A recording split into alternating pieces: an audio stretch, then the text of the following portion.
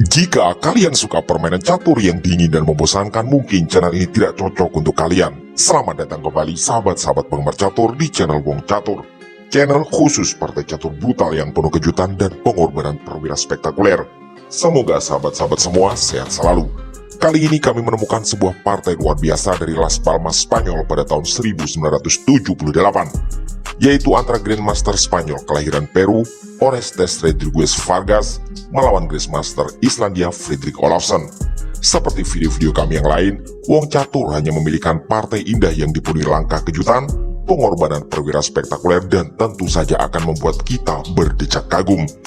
Jadi ikuti sampai selesai, siapkan fokus, bersiaplah tercengang, dan mari kita mulai.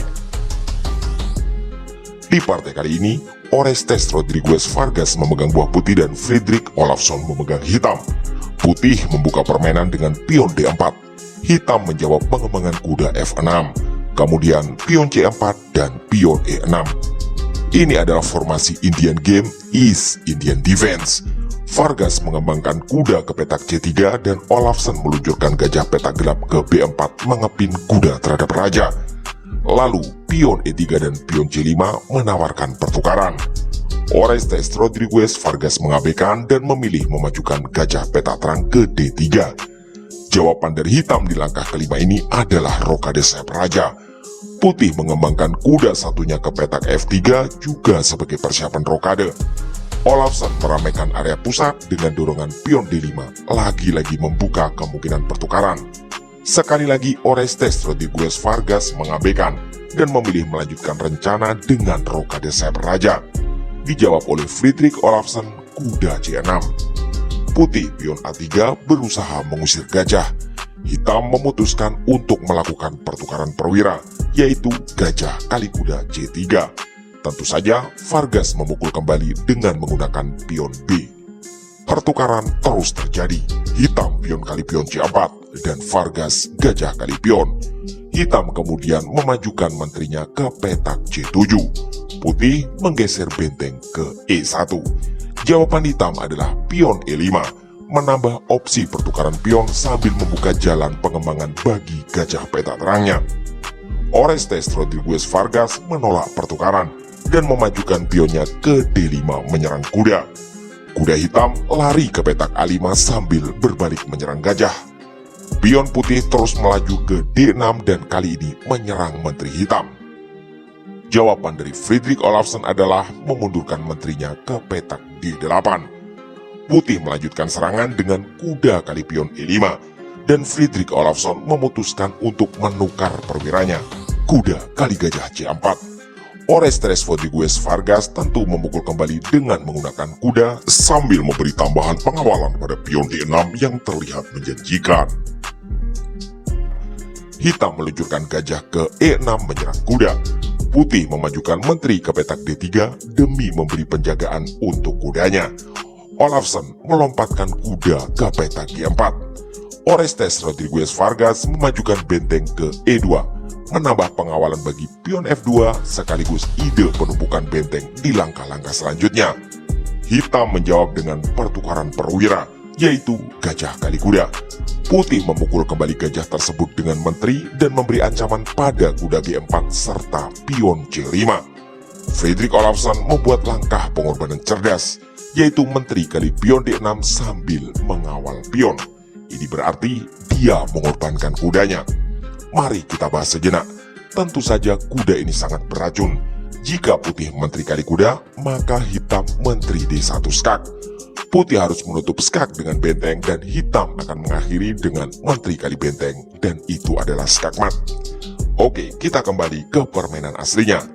Orestes Rodrigues Vargas berusaha mengantisipasi serangan dengan pion G3, menutup jalur diagonal serangan menteri hitam sekaligus membuka ruang evakuasi bagi rajanya. Olafsson lalu melompatkan kudanya ke petak E5 menyerang menteri. Putih mengambil langkah terbaik menurut engine, yaitu memundurkan menterinya ke petak A2, menambah armada untuk pertahanan di baris kedua. Jawaban dari hitam adalah menggeser menteri ke petak G6. Putih kemudian memajukan pionnya ke E4. Fredrik Olafsson memberi jawaban terbaik, yaitu benteng A ke D8. Putih gajah F4 menyerang kuda. Kuda hitam melompat ke F3 skak. Raja putih maju ke petak G2 berbalik menyerang kuda. Menteri maju ke G4 mengawal kudanya.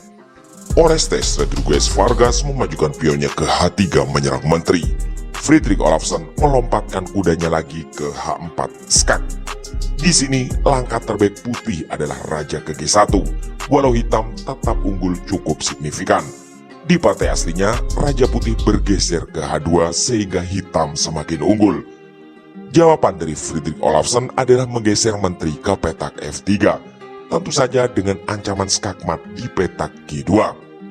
Di posisi ini, saran langkah terbaik bagi putih adalah pion kali kuda dan akan terjadi pertukaran perwira. Walau sekali lagi hitam tetap unggul jauh dan langkah itu hanya untuk memperpanjang nafas.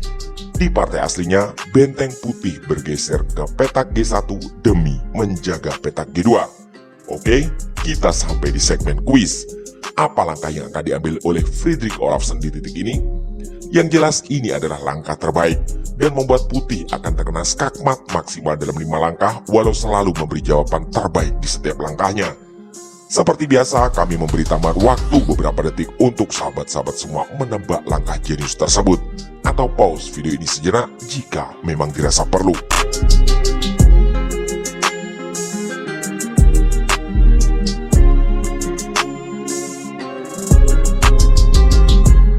Oke, terima kasih dan selamat bagi yang tebakannya benar.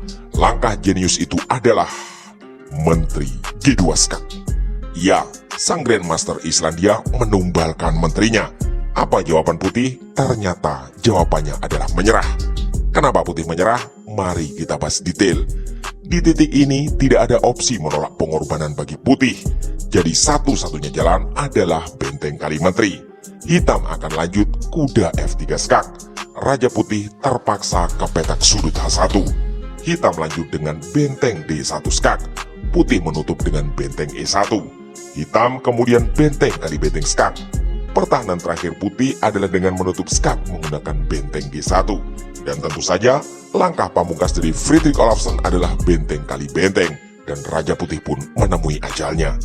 Benar-benar rangkaian partai menawan dari Grandmaster Islandia Fredrik Olafsson, di mana di fase endgame melakukan pengorbanan menteri secara cantik, jenius, dan spektakuler. Jika sahabat-sahabat ingin diskusi tentang kemungkinan langkah tertentu, kami mohon untuk menyertakan pula angka menit dan detik, agar kami tidak gagal paham serta bisa berusaha menjawab dengan baik.